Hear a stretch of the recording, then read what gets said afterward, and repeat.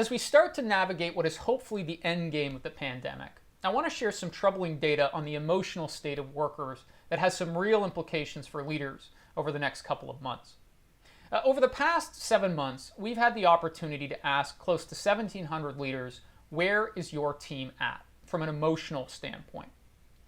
And to help leaders in answering that question, we've used a seminal piece of research from the Department of Health and Human Services that shows the emotional ups and downs that people go through in the midst of a crisis.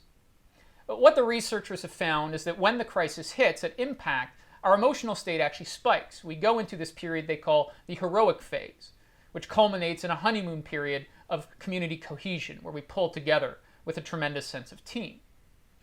Unfortunately, the same research tells us that that period's reasonably brief, and people's emotional state then dips down into this valley of disillusionment before eventually moving up to reconstruction on the right-hand side. So where are people at? How has the emotional state of individuals evolved over the past 7 months? Well, unsurprisingly, from the start of the 7-month period, stretching back to October of 2020, the majority of folks tell us they are either in disillusionment or reconstruction. The heroic and honeymoon phases ended before we started collecting this data. But when it comes to the percentage of folks who say they're in disillusionment versus reconstruction, there are some very divergent trends in the data.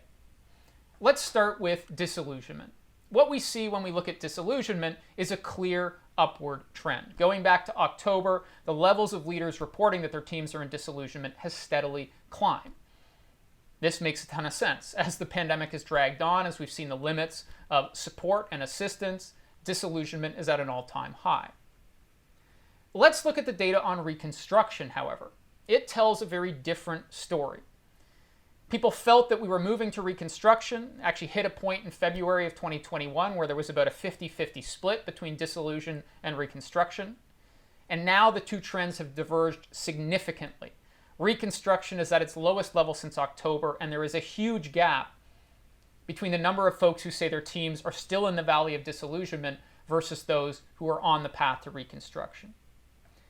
We think about this as the receding reconstruction, the spring that never comes, the false promise of rejuvenation and recovery as things have dragged on longer and longer and longer. As we ask people to run a race in which the finish line continually recedes into the distance, as leaders, we have to do a few critical things. First, connect people with progress. A feeling of reconstruction is rooted in a feeling that I'm moving forward. If, as a leader, I can help people feel that they're making progress, we can bring on that emotional high a little bit sooner. Second, build the relationships that sustain people through uncertainty. When we're going through tough times, people do things for people, not things.